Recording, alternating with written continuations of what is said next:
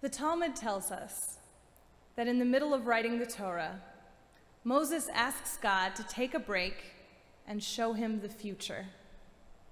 God obliges, taking Moses forward 1,000 years and placing him in the back of Rabbi Akiva's classroom.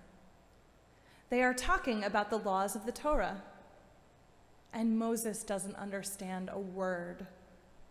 He starts to feel faint. But then a student asks Rabbi Akiva, "Where does this teaching come from?" And Rabbi Akiva answers, "It is the law from Moses on Mount Sinai." And Moses was comforted. Now, what might Moses think if he were standing in the back of this room today? What are all these strange devices?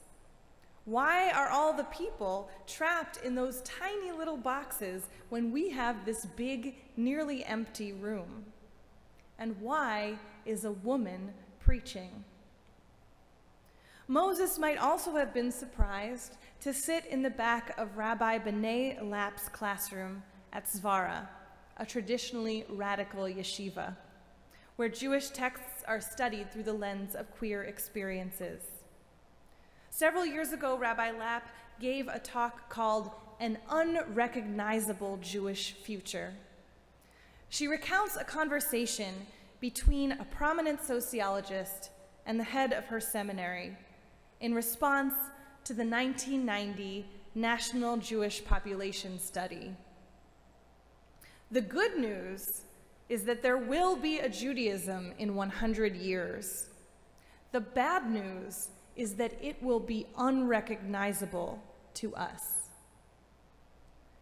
I imagine that hearing these words might give Moses some comfort, knowing that he isn't the only one experiencing the whiplash of cultural change.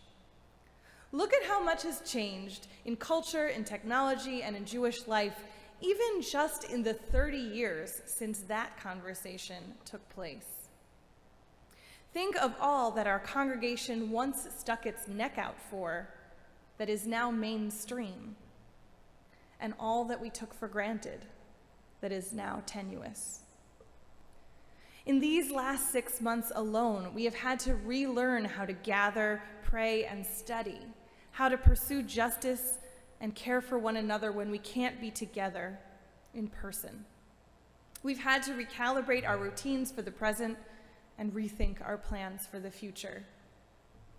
And not to brag, but we've been pretty good at it.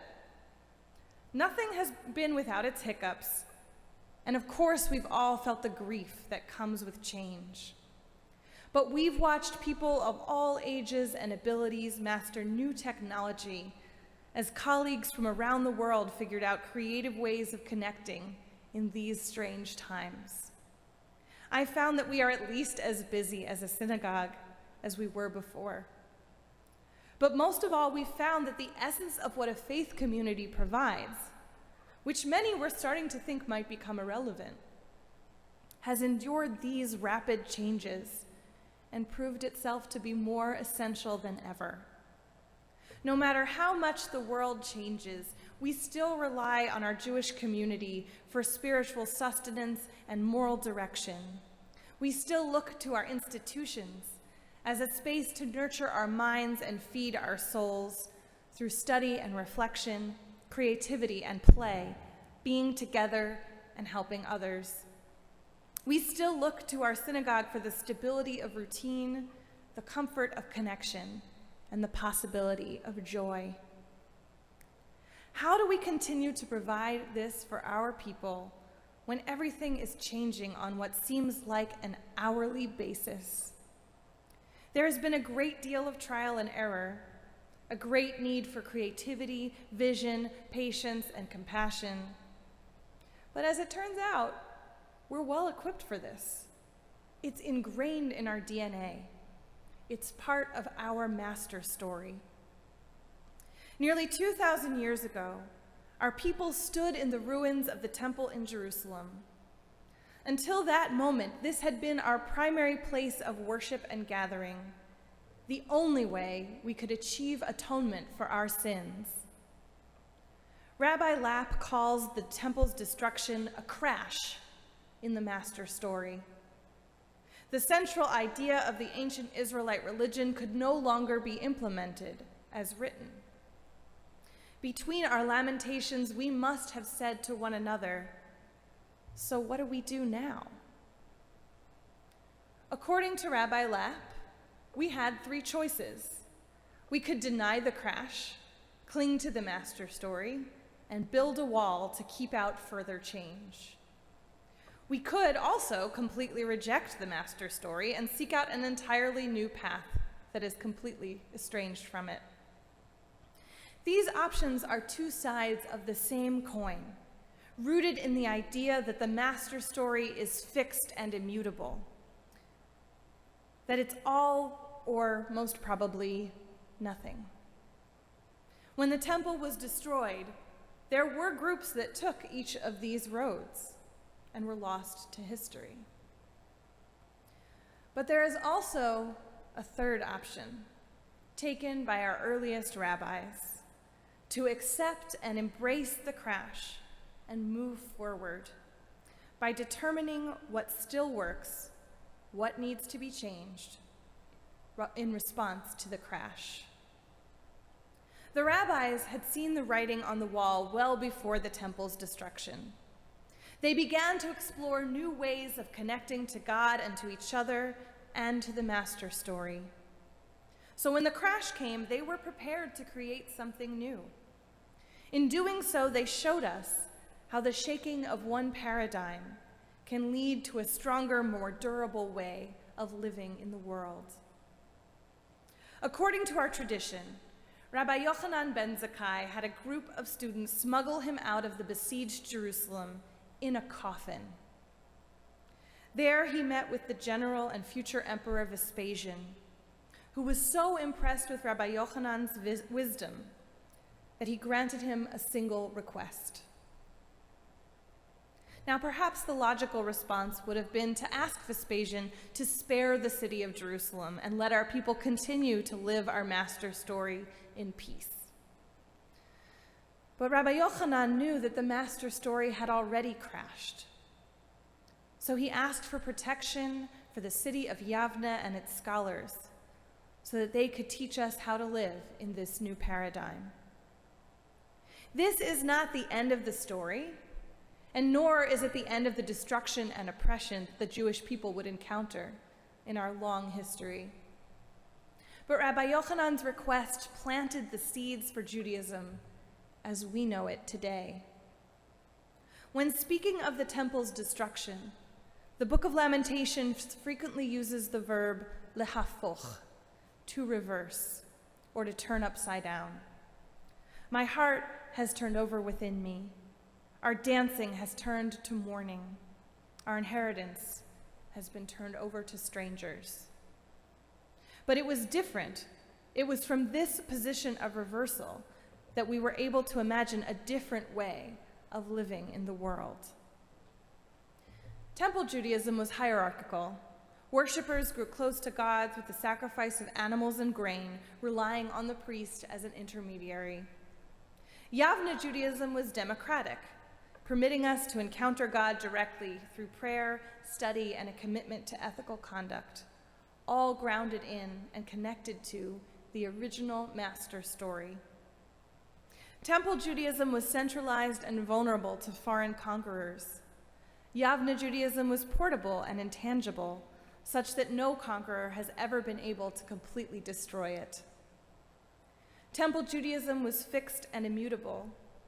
The rabbis of Yavne knew that if they were going to survive as a people, if we were going to survive as a people, Judaism had to be able to revise its master story time and again to make sense of new situations and adapt accordingly. For the rabbis, this was not a bug in the Jewish tradition, but a feature, a part of our design.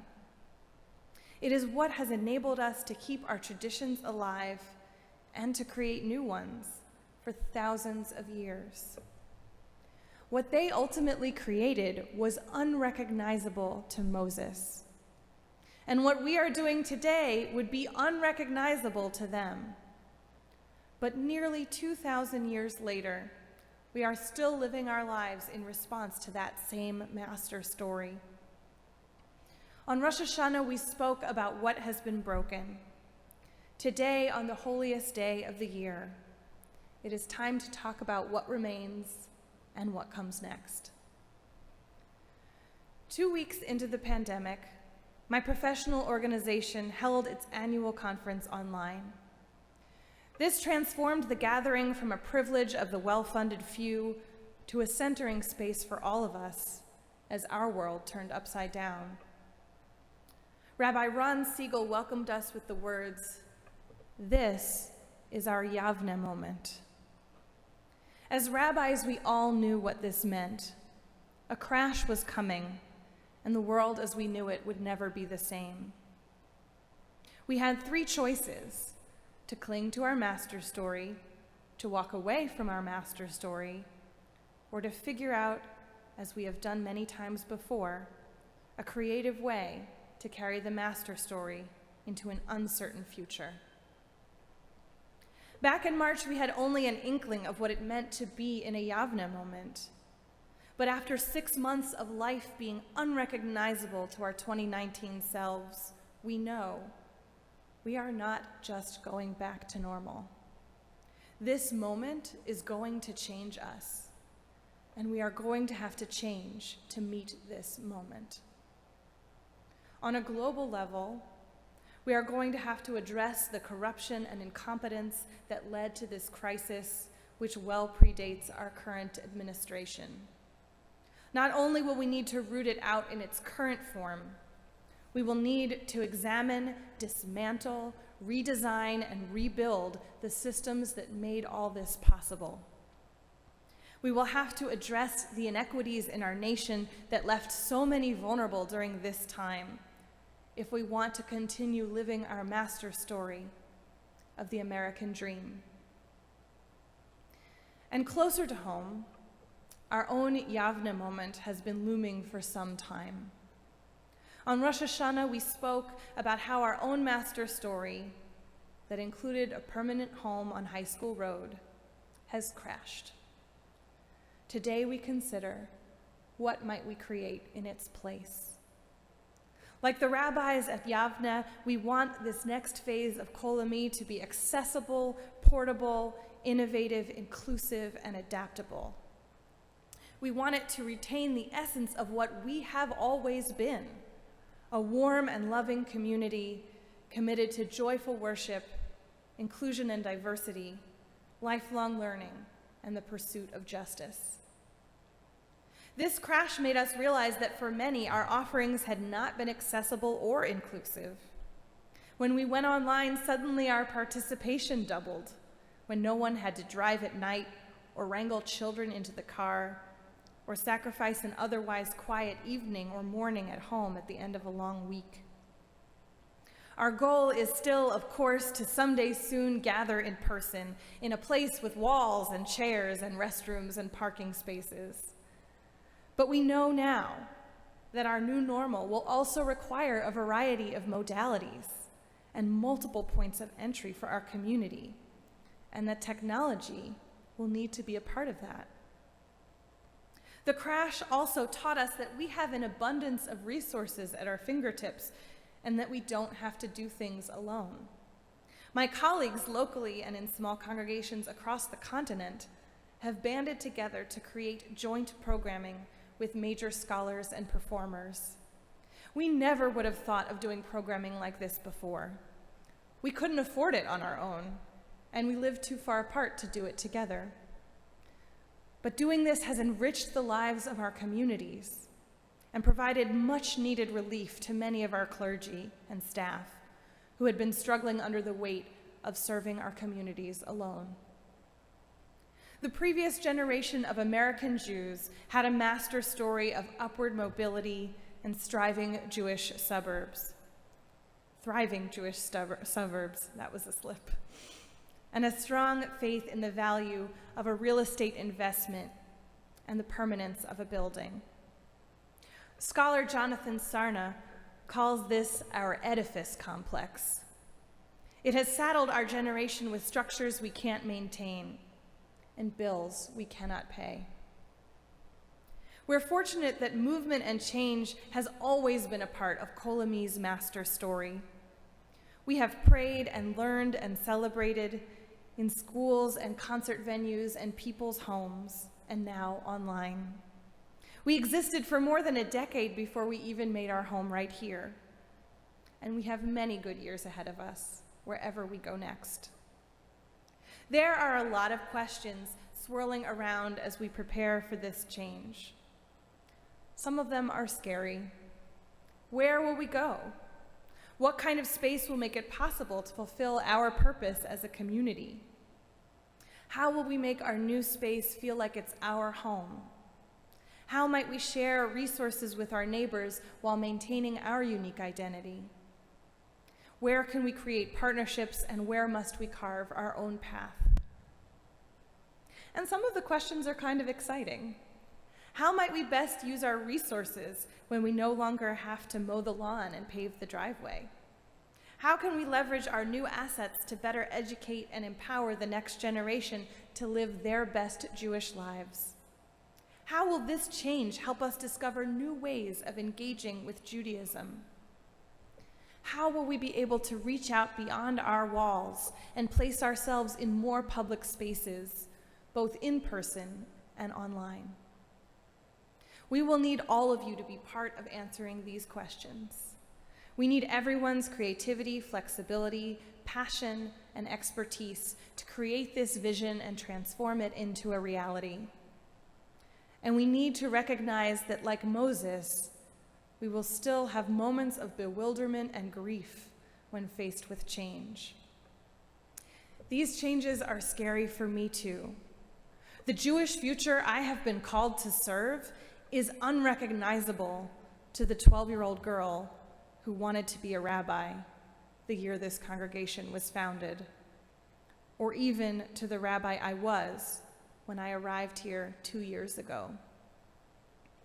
But if there's anything I've learned in this time, it's what a strong, committed, creative, and resilient community we are. We are Option 3 people. We are Yavne people. We are ready for this. At our 25th anniversary celebration, I spoke of the beginning of our story with the words of Rabbi Nachman of Bratslav. The day you were born was the day God decided that the world could not exist without you. And as we prepare to face this moment in our master story, let us consider the words that Mordechai spoke to Esther. Perhaps it is just for this moment that you have arrived here. Hemingway wrote that the world breaks everyone, and afterward, many are strong at the broken places.